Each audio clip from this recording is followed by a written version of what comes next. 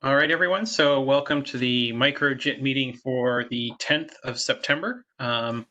So since we've just usually started off with updates from Scott at UNB, I think we'll just start with that and we can proceed with any discussion that Scott thinks is useful. And we'll try and touch on any code gen issues that Daryl needs to participate in first, since he's going to have to leave before the end of the call. Thank you, Andrew. In the past 2 weeks in MicroJIT, we've been working away on GCR. We also have 3 upcoming submissions that were accepted to CASCON that we're working on. We'll stick to the code side of things for now. In GCR, we've hit a little bit of a roadblock in that it was mentioned, I believe, 2 weeks ago that when we jump to things, that we may need to look for trampolines in case things are more than 4 gigabytes away. So I added an assert to our patching code that patches our call and jump instructions, and that assert triggered. So we now need to start including support for trampolines, or our code will be wrong and possibly cause errors that we won't see or know about until months later. So that's the thing we're working on right now code-wise for GCR. And I know a little bit about trampolines, at least at a high level. I know that it's essentially a section of code you jump to that jumps to another location that's further away than you could normally jump to. And that using 1 or more trampolines, you can jump to any location in memory. But I don't know how they're structured, how to find them, or how to use them. And furthermore, I don't know how much of that is based off of IL, if any of it. So I'm assuming probably not very much of it is based off of IL. And I know from talking with Marius that most of the JIT-specific things are not going to require a trampoline. Specifically, the thing that is failing right now is in the pre-prologue, there is a jump to the J2I transition function, and that's more than 4 gigabytes away. And that's the failing assert right now. And I'm a little worried that while testing functions that call, or methods that call other methods, that we will get into problems if we start calling something that's interpreted and then it somehow grabs this call and then jumps to the wrong place. I don't know the specifics of why this jump to J2I transition is even necessarily in the pre-prologue and what uses it. So I'm not even sure when this will cause an error and under what circumstances. So I'm hoping that I can get that set up fairly quickly so then we can start thoroughly testing GCR and then hopefully update the PR with that within the next couple weeks. So at this point in time, I'd like to more specifically ask Daryl if he could give me a quick rundown of the structure of a trampoline and how to find one and how to use it. Okay, so I mean, you're right that the concept behind a trampoline is actually fairly simple. Really, it's just a piece of code that helps you reach another piece of code directly, and that trampoline code you would have to guarantee to always be reachable from where you've allocated your code. In the full Testarossa compiler, it is actually trampolines are actually part of the code cache mechanism, the code cache manager and code cache mechanism. And those structures are responsible for, like, whenever you create a code cache to hold your code, we also reserve a certain percentage of that code that you ask for to hold a trampoline area. And the reason that's there is because that trampoline area is always guaranteed to be reachable by any address in that code cache. And every architecture does its trampolines differently, depending on the kinds of instructions that you need to reach your target. But on something like x86, the trampoline typically looks like it's just an indirect jump to some address, and I believe the way that we implement it is to actually use on 64-bit is to use an indirect, a RIP relative jump. So we have a RIP relative jump to the address that's stored immediately after the jump instruction. So a trampoline consists of an indirect jump followed by an 8-byte address of the real target that you want to reach. So I think it's 16 bytes in total. And that's basically it. You have to make sure that for every site that for any call to a particular target in a code cache, you can reuse the trampoline because you're going to the same place. So each site can, is guaranteed to be able to reach that trampoline, which does the necessary jump. I'm trying to understand from your, well, first of all, I'm not sure are you using any of the code cache or code cache manager mechanisms? Because if you're not, then a lot of the stuff that's been implemented in the JIT probably isn't directly applicable to you, and you're probably on your own for creating something new, which isn't necessarily ideal. But then the other thing is, what kinds of things do you need trampolines for? So there's basically three different. The only thing that we really use trampolines for in the full JIT is to actually call JITted method to another JITted method. We don't use and helpers. There's also a helper section as well. So we can call things like, J to I transition or that, and we reserve a certain chunk of the code cache for helpers for that. But for calling native functions, like if you have a J and I call, for example, we don't use trampolines for that, and we actually just do an indirect call in the mainline code. So it sounds as if, based on the example that you gave, that you have some kind of a call to a helper, and in which case you would likely need to have a trampoline. But then, maybe you can talk a little bit about, are you using the code cache at all? And they'll help us understand how much of that we can actually reuse. Perfect. So that's not a problem. We are using the code cache. We have a method on our code generating object, allocate code cache, that uses TR's code cache manager to get an instance. It gets the instance of the code cache manager, and that's how we reserve space in the code cache and allocate code memory. That is all we've really done with the code cache, but I also imagine that simply adding things into this space where we allocate the code cache could probably be used to make sure that we've also allocated whatever space we need for trampolines. And then we could generate any trampolines we need in there. If trampoline generation is usually doing something with IL, then we'll roll our own. And if it's fairly static and doesn't require IL, then we can probably do it that way, like just reuse whatever TR is doing. And I'd like to lean on reusing what TR is doing wherever possible. Okay, that sounds okay. I'm optimistic about that approach. So first of all, the notion of trampolines is really it's entirely a back end thing. It's not something that's exposed any earlier than the code generator. So the IL shouldn't know anything about it. It just knows it needs to do a call. So the way that the way that the trampolines are organized, like the mechanism there, it uses a sort of a callback mechanism, and you have to basically register I think it's four different functions. Every architecture has to provide an implementation of these four different functions. One is to create a trampoline. There's one for patching a call site that has a trampoline.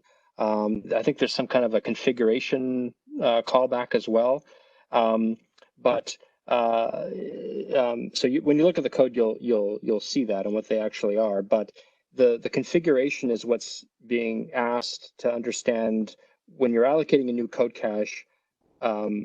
like what is the size of your trampoline? How many trampolines do you need, or how much are we reserving? That kind of thing. And so it'll carve off that part of that part of the code cache for that. When there are APIs in code cache for actually asking to reserve a trampoline, so it'll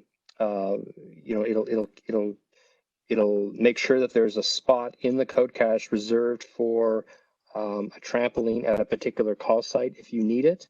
I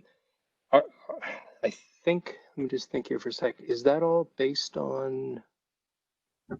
No. I thought the reservation is just done for JIT to JIT transitions, not for helpers. I don't remember how this. There are, well, yes, but the helpers are actually pre-reserved when you get the code cache. Yes.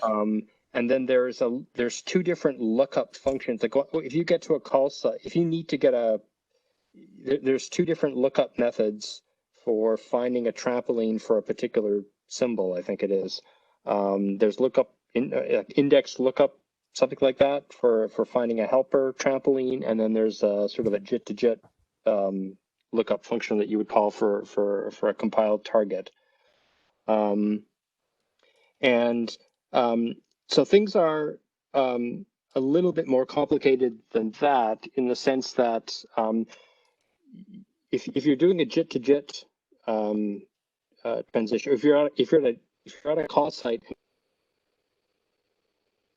the target may already be reachable.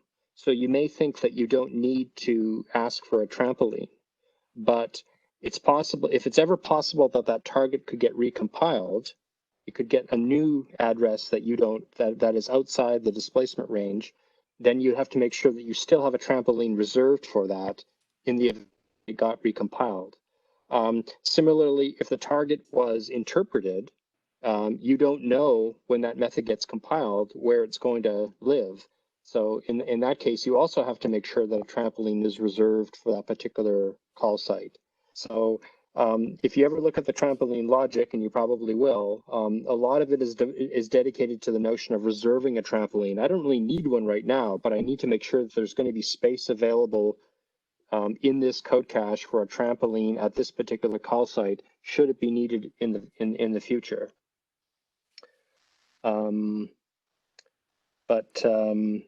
Yeah, so it's, I mean, the way that things are implemented under the covers is that each code cache, I believe, maintains a hash table that you can ask for the trampoline for a particular, I think it's keyed off of the method. And that's what comes back. There also is a notion of resolved versus unresolved. So if you know that and I guess this is kind of getting into the difference between an interpreted target and a JITted target in some sense, in that if you don't really know what it is that you're calling, if I don't actually have information about the actual target, what it's going to be, then there's a separate mechanism, there's a separate sort of data structure in the trampoline code for managing trampolines for unresolved references as well. And once that resolved target becomes resolved at runtime, then it's actually we create a resolved trampoline for that, and that's what's used going forward. So if you're able to use all of that infrastructure, then that would be great, because all of that thinking and work will be handled for you, and you're obviously going to be sharing that with the implementation in the full JIT. It's probably just a matter of you finding the right way to initialize the trampoline code, which again, you should just be able to borrow a lot of that as well on the MicroJIT side.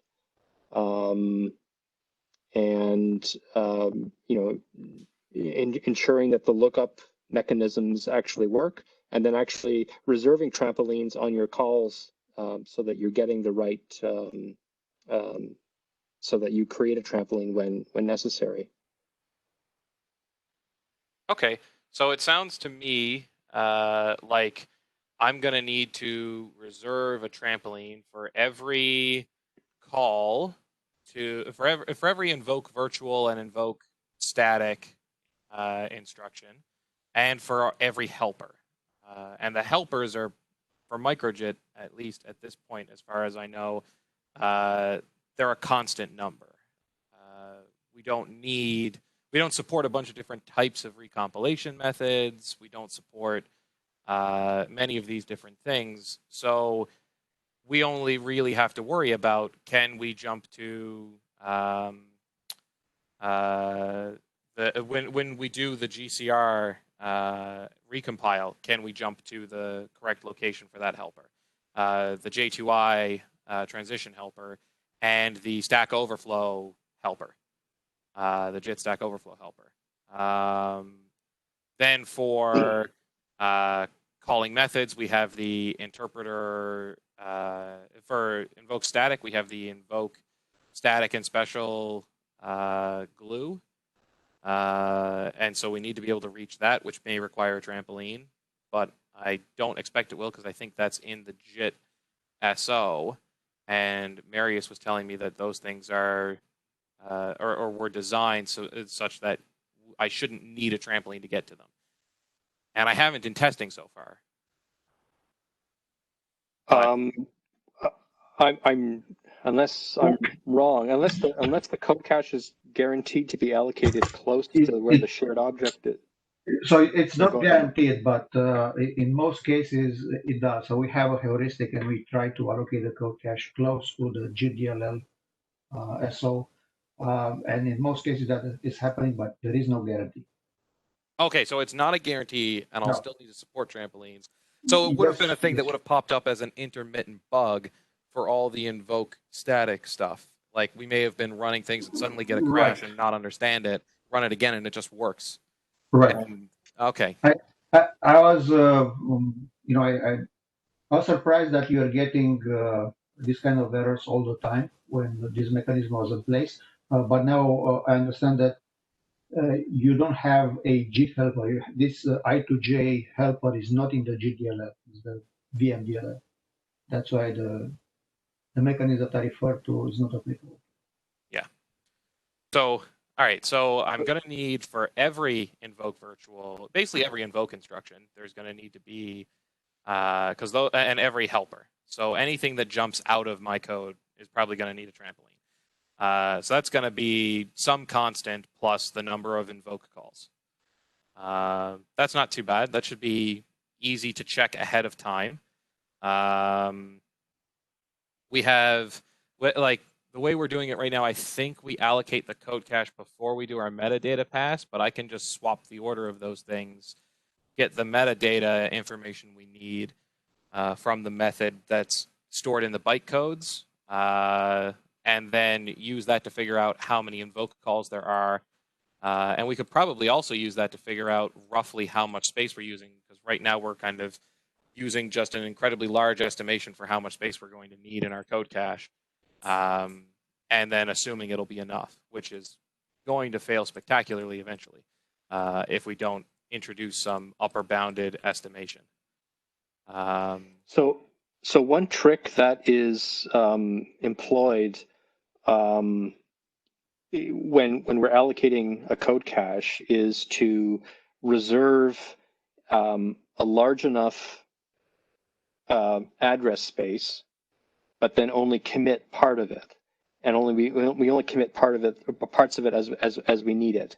So the advantage of that is you could potentially get 2, 3, 4 gigabytes of which is huge for a code cache, by the way.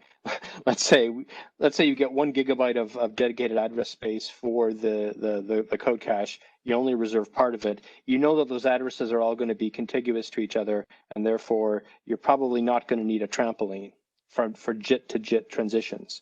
So all of those, I think, fall under what we call the monolithic code cache, which I think is the default on x80 on 64-bit x86. Actually, I think it's a default everywhere except on ZOS or something like that. No, on power it's not. Oh no? Because the jumps there.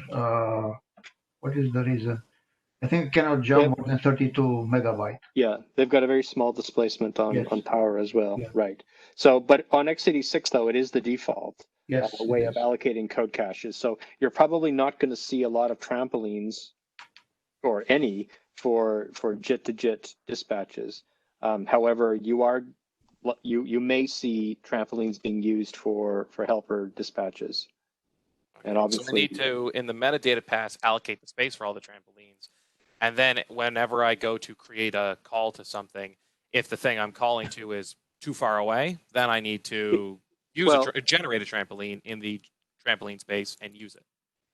If you're using the code cache and code cache manager allocation mechanism, like what they have already, then it should be asking the way that you've configured the trampolines, like do you support trampolines, how large are they, and it'll allocate a proportion of the memory that it creates in the code cache for trampolines. So you shouldn't have to do that on your own if you're using the code cache allocation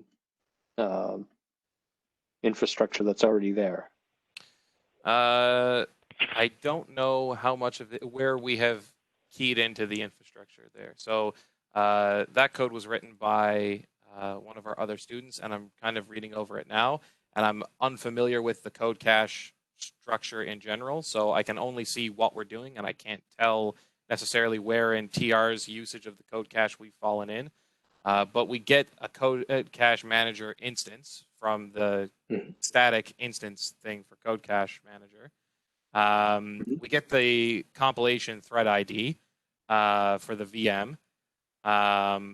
Then we keep a handle on what our current code cache is so that we don't accidentally reserve more than one code cache. So once we've reserved a code cache for this code generator, we use that code cache all the time. If we don't have one yet, then we call the manager reserve code cache. We always call it with false for the first parameter, which is the compilation code allocation must be contiguous flag. Then we give it the space, which is just how much we think we need for our code, our estimation, our compilation thread, and then a pointer to num reserved, which I am not sure what that is used for, and it doesn't seem to be used for anything else further down in our usage of allocate code cache. It's just a parameter that we need a pointer to an int32 passed in for num reserved, and I believe it gets set by reserved code cache. Right. So under the covers of all that, the creation of a new code cache will happen transparently. Like you don't have to worry about that. If you're trying to reserve a certain chunk of code memory and there isn't enough space in the current code cache, it'll go ahead and create a new code cache for you and hand a new one back to you. And in the course of doing that, it'll also check to see whether or not the overall number of code caches hasn't been exceeded, and when it creates those code caches, it'll reserve the right bits of memory for the code, for the helper trampolines, and for your trampoline, and for any method trampolines. So all of that should be taken care of for you. You just need to call the reserve side of things. The part that you do want to look at is when you actually, I think, start with and I apologize, I don't have this off the top of my head because I don't look at this code all that often, but when you actually go ahead and create a code cache manager initially, look at how it initializes the initial set of code caches that it creates. I think in the code cache manager is where we make the decision about, are we allocating, like, is this a monolithic code cache or not? And how do we do the initial population of that? And in there, you should see that it asking the code caches to initialize, like to do the, okay, sorry, let me stop for a sec. In the code cache manager, one of the first things it'll do is actually try to create a code cache config object, which is basically the configuration of all the different code caches, what the different properties are. Like, do you even need trampolines? What is the size of your trampoline? Different sizes and things like that that are specific to a particular architecture. So you'll see if you look at the code cache manager constructor, I believe, or somewhere in the code cache manager initialization, it'll go ahead and create one of those things, and it'll store it off somewhere. I think it'll get stored in the code cache manager. And that is the thing that is sort of guiding how code caches get created and how trampolines get created when code caches themselves are created. So I would start there and start looking down from that code, and hopefully some of that'll start to make some sense. Okay, so when we get the code cache manager, it's going to have all the space made for trampolines, and these are questions I can ask of the code cache manager then somewhere. Like So the manager sort of so the manager kind of orchestrates the whole thing, and it also holds information that are needed by code caches. When you actually create a code, okay, when we're talking about here's one confusing thing with this code. When you talk about the code cache, there's actually three different terms that are overloaded there. One is the actual the actual place where you're allocating code. This is the binary buffer where you're going to be allocating code. But you can actually have groups of those together that together form what we call a code cache. And all of those individual code caches are managed by a TR code cache object. So depending on the context, when you're in the code there, code cache can refer to either the whole thing, an individual code cache, or the code cache object itself. So the code cache manager tries to orchestrate the creation of all these things and the management of all these things. But when you actually want to get to look at where trampolines and that are created, you need to go into the code cache object. So that's like the OMR code cache.cpp or something like that, and see how it goes and creates these creates the code caches. Okay. So when we get the code cache manager orchestrates the creation, and so when we do reserve code cache and we get a code cache, it's in there somewhere that we're going to access our trampoline area in the TR code cache.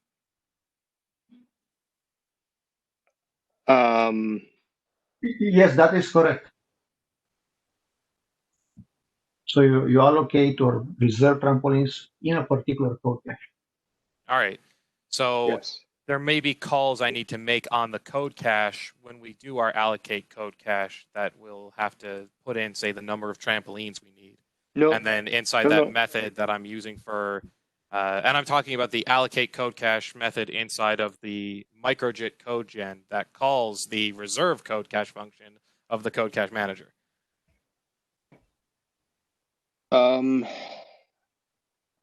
So the APIs that I'm aware of in the code, like OMR code cache or code cache manager, I don't think take the number of trampolines. I think all of those are derived from the configuration object that it creates. So there's a like I said, there's a code cache config object that gets that holds properties of all the code caches. One of which is information about the trampoline. So that's where the code cache allocation is going to go to ask for how many trampolines do I need to allocate. I thought we allocate trampolines based on how many calls you have. Like, for example, I thought in x86 when you have like static picks or whatever, every pick will say, oh, reserve me a trampoline in the current code cache. Like, how are you supposed to know how many trampolines you need when you first create the code cache, right? So it makes an estimate. So the way that, at least this is how it used to work, and maybe, and unfortunately I got to rush here, but the way that it works is that when you allocate space in a code cache, the methods grow from the bottom of the code cache up. That's where your generated code goes. But the trampolines grow from the top of the code cache down. And the way that it works is that, yes, there is a certain chunk of that's reserved, but those pointers will eventually approach each other. And if they ever cross, then that's when you get some kind of an allocation failure and you know you need to create a new code cache. So it certainly is possible, Erwin, during code generation that you run out of code cache space for reason. And if that's the case, you have to kind of back up the code generation, allocate a new code cache, and then start allocating into the switched code cache. So you'll see there's queries in the code for whether or not the code cache got switched.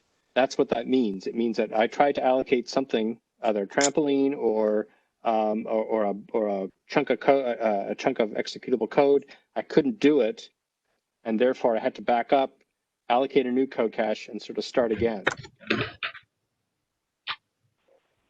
Right. I guess I was thinking more of the, like, remember that method reserve end trampolines that was in the front end that got moved? That's an x86 concept. That was because of that is purely there, I believe, for interface dispatches on x86 because what was that? That's because you actually have the way that interface dispatches work on x86 is that it actually reserves these dynamic picks. They actually have two slots that can hold class and method targets. But at compile time, because these are populated dynamically, you don't know what the method is. So what you're doing is just basically reserving space for a trampoline, but not knowing what the method is that's going to live there, right? And at runtime, when the pick is populated, it'll go and claim one of those reservations because you now know the method that's going to live there.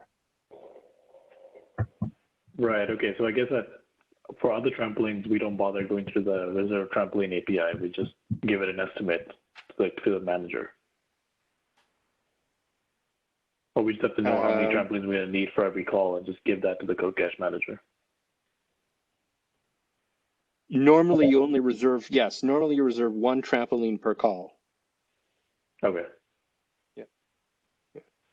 Okay, so I guess that means in my areas where I'm generating calls for, say, invoke static, I'll need to reserve a trampoline when I generate that invoke static template. And if I need to, well, I'll need to reserve the space for it, and then I need to check if I need to use it after the fact, because I still might need to later on in patching go in and hit the trampoline anyway. Yes, I believe so. Sorry to cut off here because I'm getting yelled at now. If you need to follow up with me, by all means, another time if you wanna talk through anything or go through some code or something like that. Okay, perfect. Thank you very much. I will probably have to do that because I still have to find the instances of the various API calls you're talking about and kind of walk through that code area. And I might need some pointers to files later on, but I'll let you go to your meeting. Thank you very much, Daryl. Okay, thanks. Bye, everyone.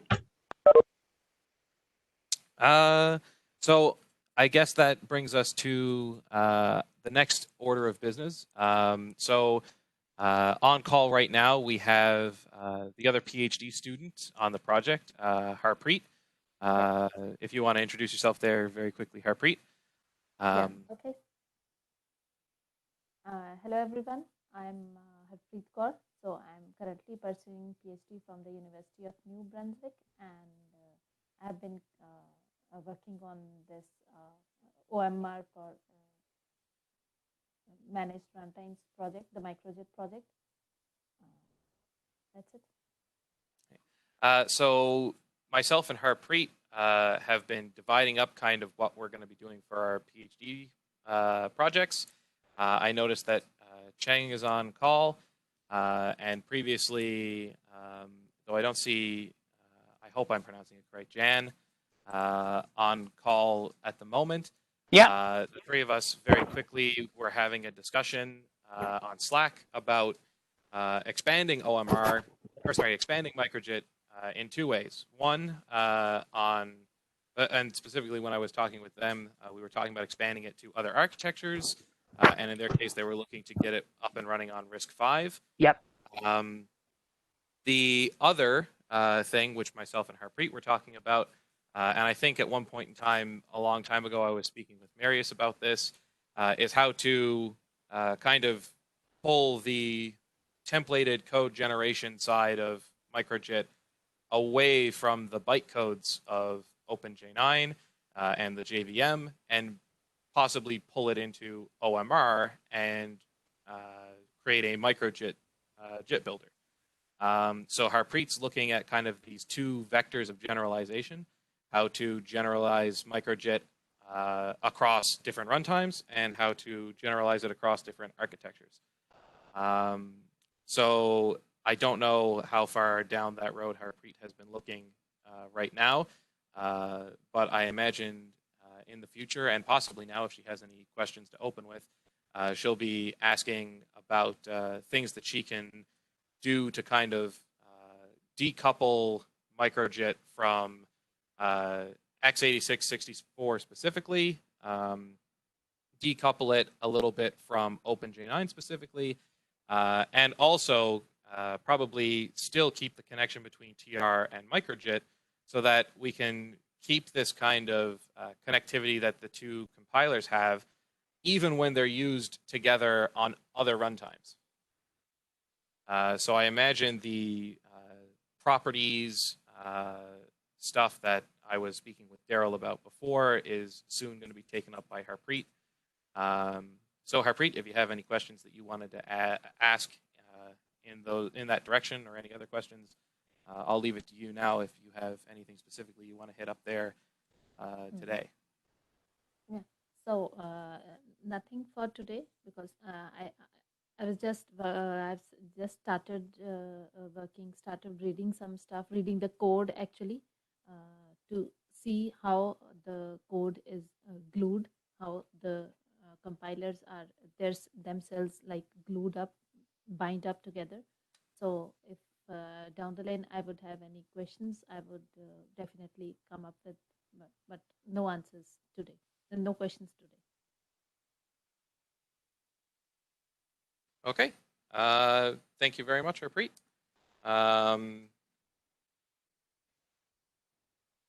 Let's see. Is there anything else that we had for the meeting today? I'm just trying to think. So we covered GCR, and we covered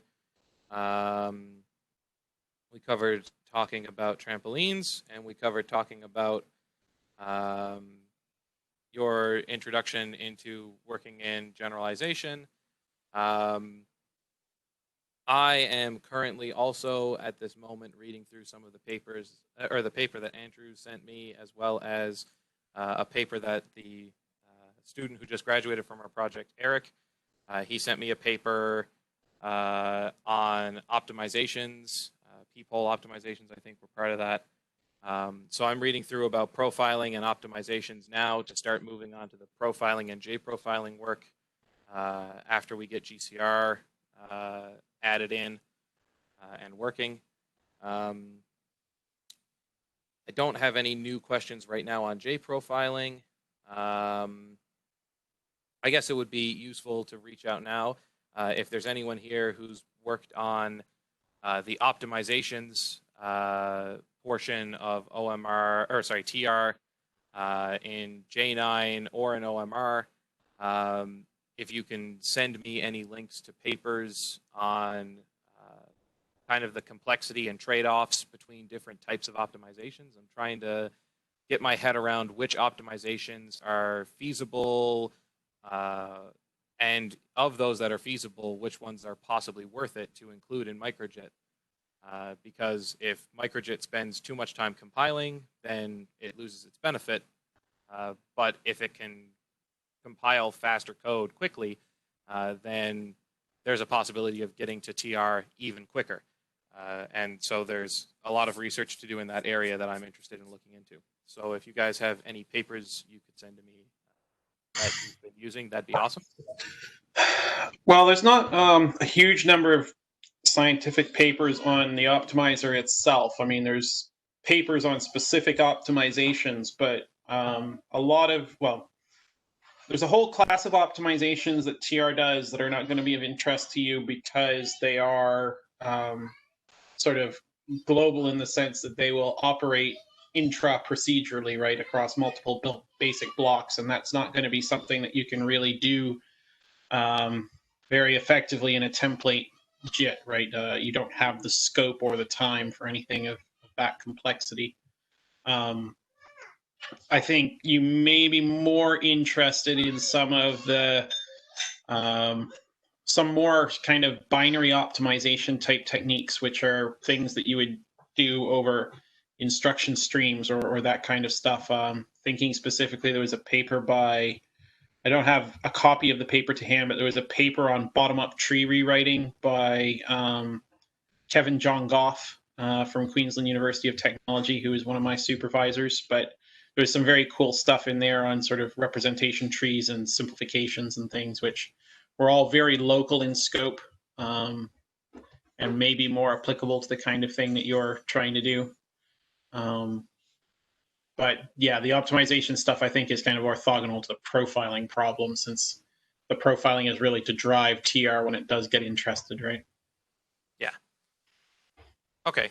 So I'll have to maybe put a pin in the optimization stuff until after I've got the profiling things in the back of my head, I'm a little worried about possible conflicts is not really the right word, but sections where there will be interaction between the J profiler and any optimizations I do. Like if I reorder some code, it's possible that in reordering that code, I may have to peek into the J profiler and change how that's being done.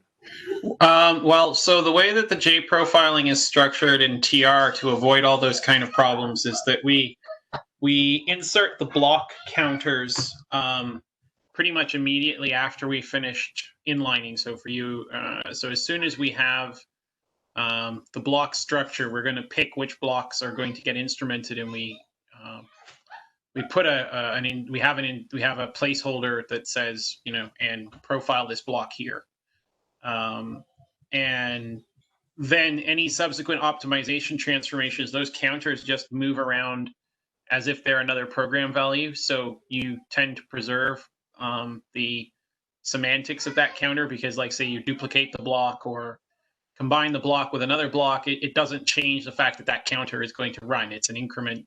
It's a memory increment that has to happen, and you put it in a specific position in the program, and it can move relative to other operations based on, you know, sort of memory reordering rules, but you're not going to be able to sort of push it across a branch or anything like that, right, without duplicating it. So the counter will always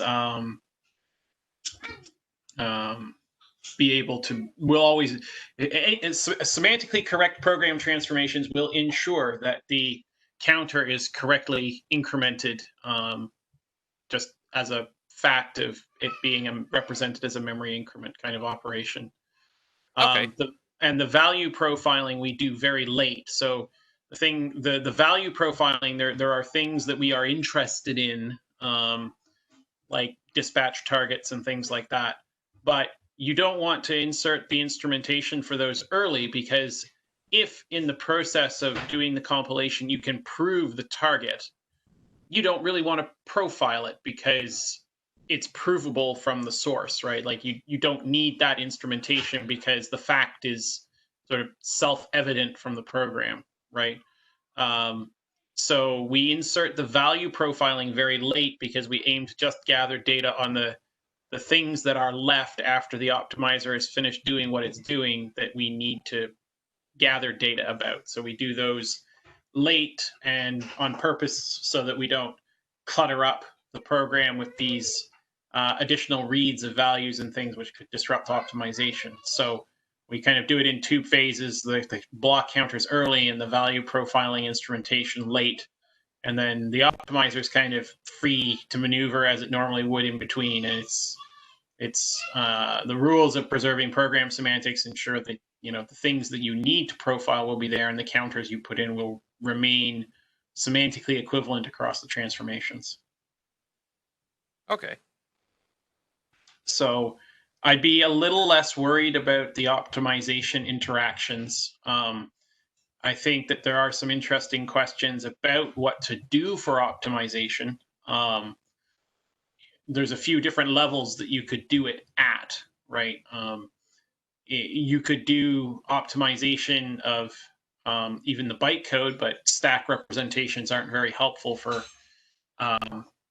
optimization in general because the data dependencies are hard to sort of wheel out from that kind of representation, which is why most people sort of transform it into a register-based form.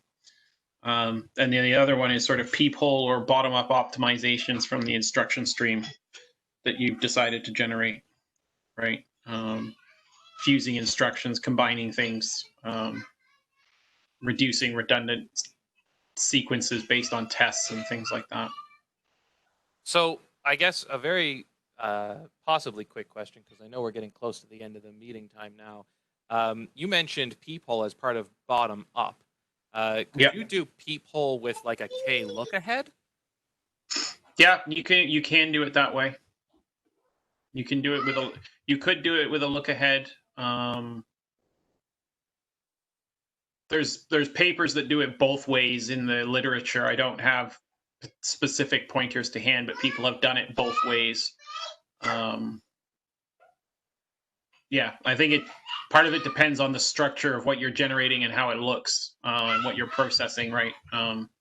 As to which one's going to be more efficient. Since I know you're trying to keep it cheap. So I was imagining that if we had, say, like a list of patterns that we see regularly, like a store followed by a load of the same value, then if we just recognize the pattern of a load followed by a store, then when we see a load, we can look ahead and see if there's a store. And then if there is, collapse that to some new template rather than the two previous ones, which would kick something off the stack and then push it back on. Right. The only tricky thing with that is that, like, taking the example of a store followed by a load is you want to know if the store value is loaded again later, right? Because you can only skip the store if nobody is going to load it after that point, right? Yeah. So then that's getting into sort of standard def use analysis kind of stuff. I was thinking something possibly more maybe simpler.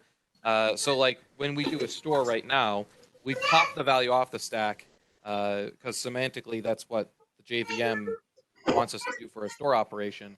We take the value off the top of the stack and put it in the location in the array, in the local array. And then when we do a load, we push the value on the stack, and its previous value is still maintained in the local array.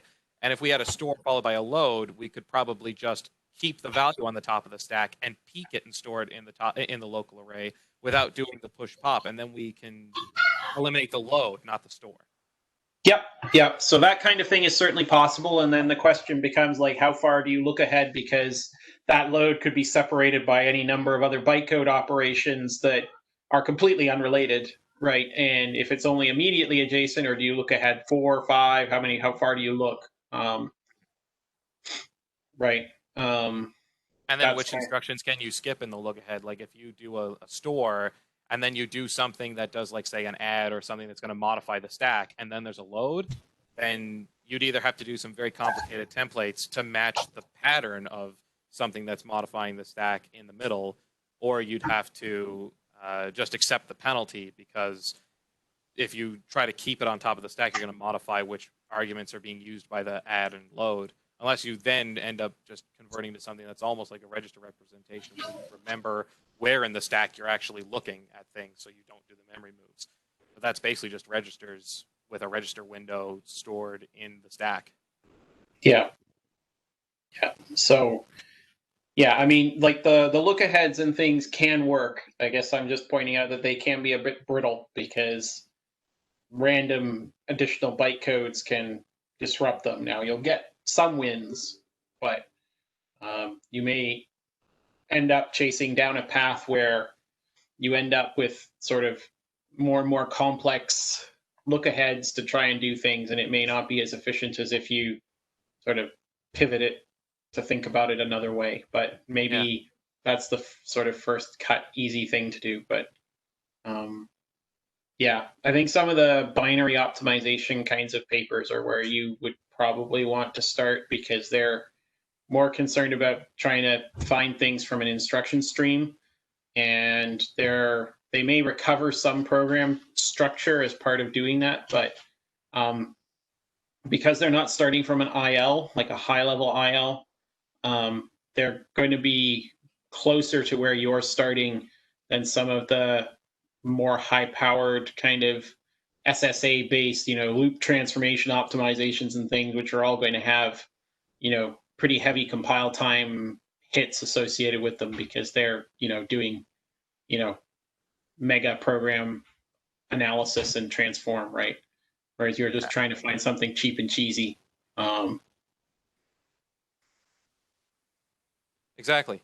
So I'm very thankful for the keywords binary optimization there, because I hadn't thought of it in that respect. And now that I've learned peephole can be done from both look ahead and a bottom up tree, that gives me something else to look at, because now I can look at the trade-offs for the different kinds of instruction streams, and whether it's with the bytecode stream or whether I'm looking at the templates themselves. And there's a number of things I can probably do there. So that's given me. Yeah, and you may find that you want to do both bytecode and instruction type things, because there may be things that you can see from the bytecode that you can't see once you blow it up into the implementation, right? Like a call is a call, but by the time it's being lowered in the template, you can't see the forest for the trees, right? There's so many things that have to be generated to do that you kind of get lost in the morass of what's going on. So it may be easier to see some things from the bytecode and some things from the instructions. Exactly. And there may even be some optimizations we can see at an instruction level that we can't see at a bytecode stream level. And I'm struggling to think of some specific examples, but I know there has to be some where just by happenstance, because of the structure of templates, there might be something that's in a register, and then we clear the register and put it right back in the register. Right, exactly. Details of how it's being code generated as opposed to the overall program semantics, right? Like similarly, you may have like opportunities to fuse test and jump instructions, right? Like the test and the jump are semantically separate. You're not going to fuse them at the bytecode level, but there may be opportunities to drop instructions as part of recognizing that, the test is then going to immediately feed a conditional jump, and that you don't actually need the result of the test anywhere. Yeah. Exactly. Awesome. Thank you very much for that. Okay. Any other business? We've got like 5 minutes left, but I think we've kind of run out of topics unless there's anything anybody else wants to bring up. Nope. Okay. So then next meeting will be 3:30 p.m. on September 24th. I'll get this posted to the OpenJ9 YouTube channel as soon as the recording becomes available. There's a little lag with WebEx doing that. And thank you everyone for your time and for participating in the discussion. It's been very informative. And thank you again to the folks at UNB for all your hard work on this. I know the project's certainly interested in seeing where MicroJIT goes. So hopefully another few weeks of hard work and you guys will be close to being able to get the first PR ready to go. So thanks again for all your work, and we'll talk again soon. I'll stop the recording now. And thank you guys for all your help. It's been amazing.